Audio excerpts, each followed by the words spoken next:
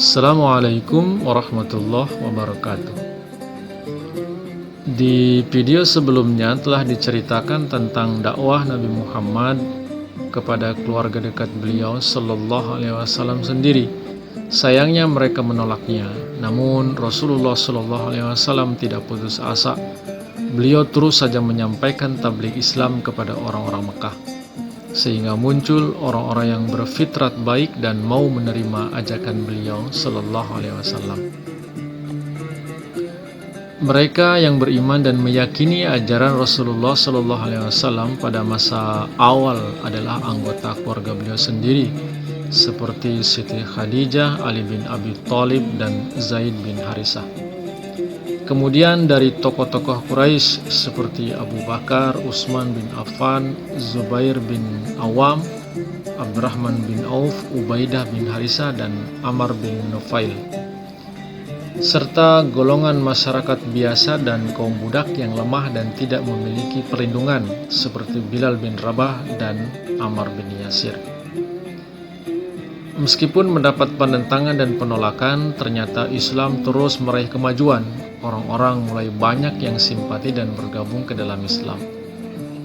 Kenyataan itu membuat para pembesar Mekah merasa khawatir dan merasa terancam lenyapnya kekuasaan, adat istiadat, dan agama mereka, sehingga mereka memutuskan untuk melawan perkembangan Islam dengan kekerasan. Umat Islam yang jumlahnya minoritas dan lemah itu mulai mendapat penganiayaan dan penyiksaan.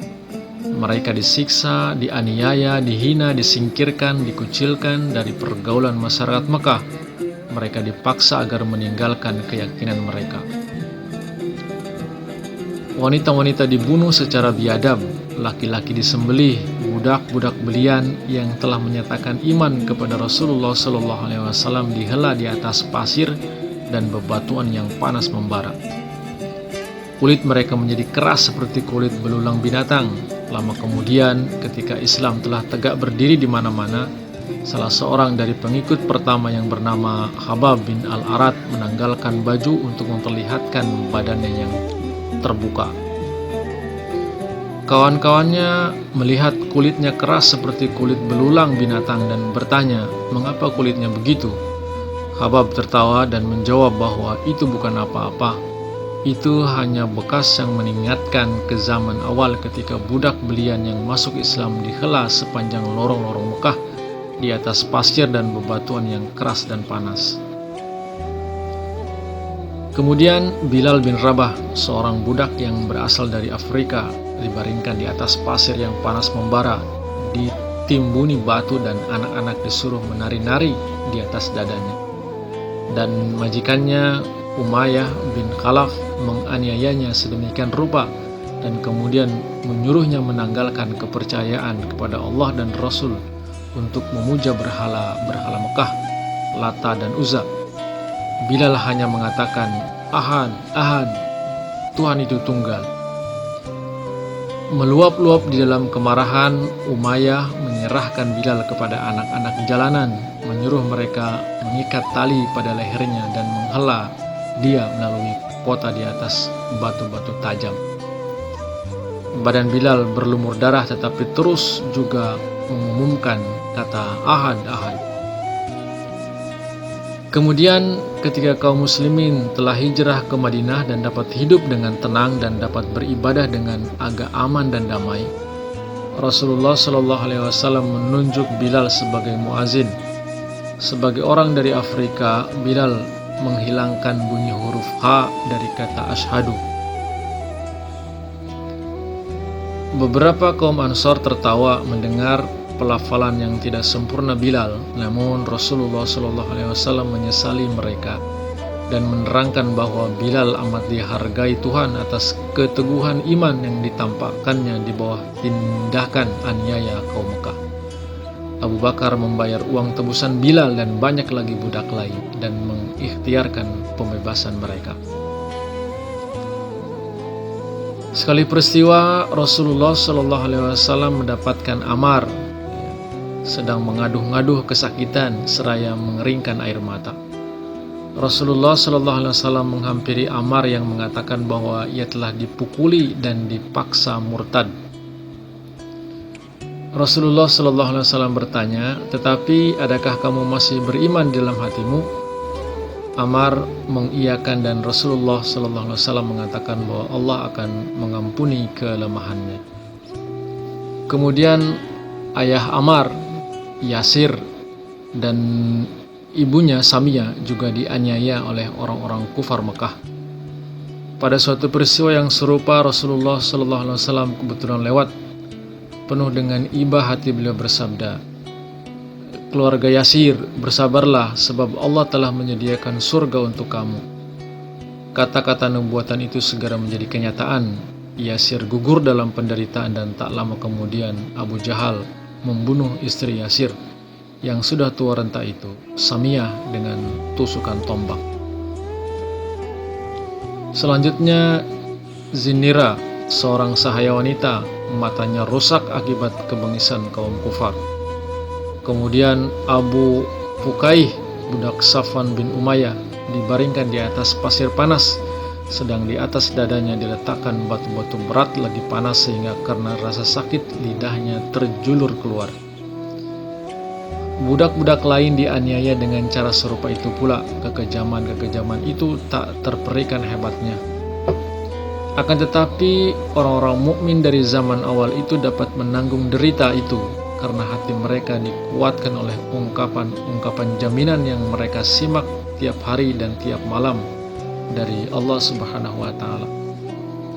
Al-Quran turun kepada Rasulullah SAW, tetapi suara Allah yang memberi keyakinan turun kepada semua orang mukmin.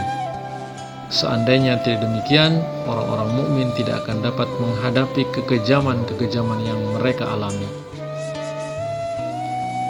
Ditinggal oleh sesama, oleh sahabat dan sanak saudara, mereka tak punya siapapun kecuali Tuhan, dan mereka tak peduli kalau tak punya siapapun lagi. Karena Allah, kekejaman-kekejaman itu seolah-olah bukan apa-apa.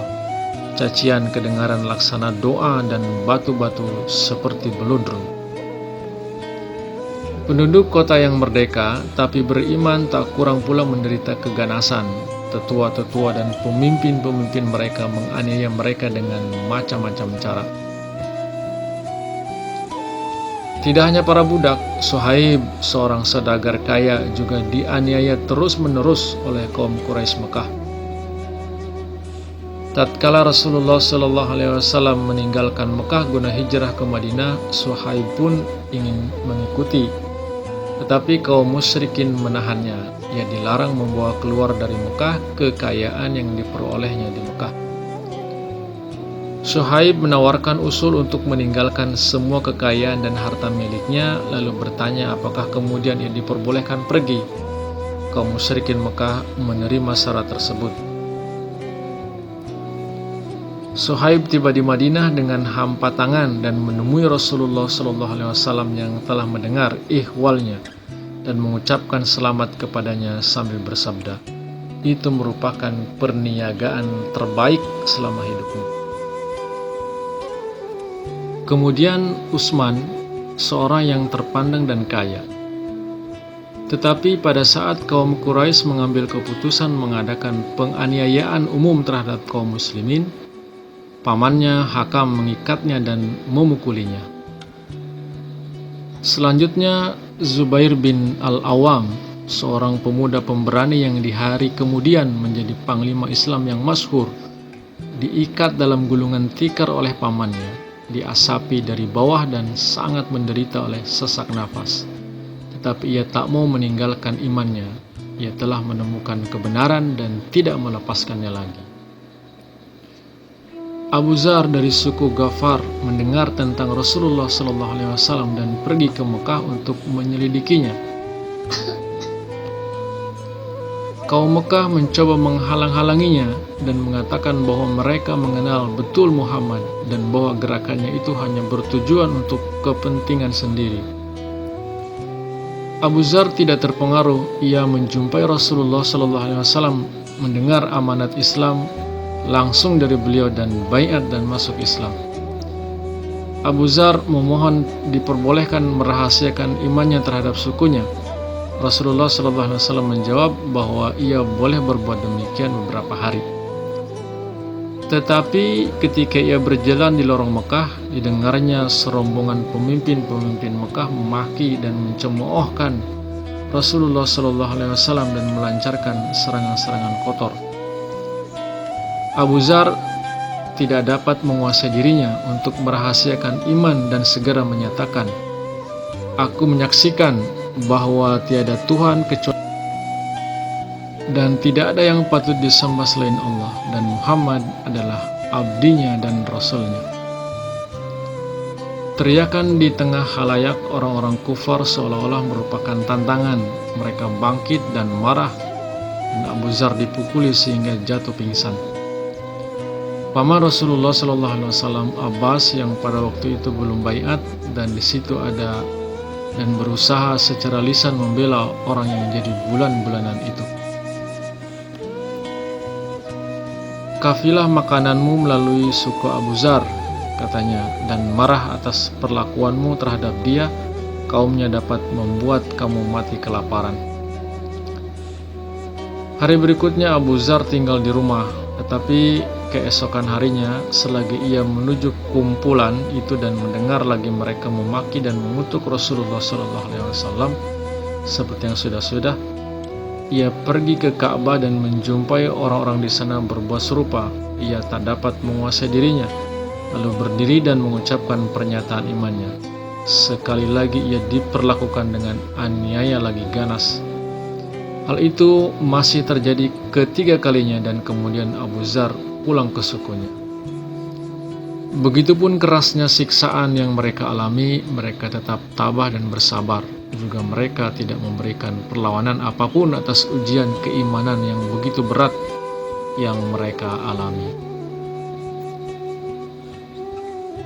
Simak lanjutan sejarah hidup Nabi Muhammad di video-video berikutnya. Terima kasih. Assalamualaikum warahmatullahi wabarakatuh.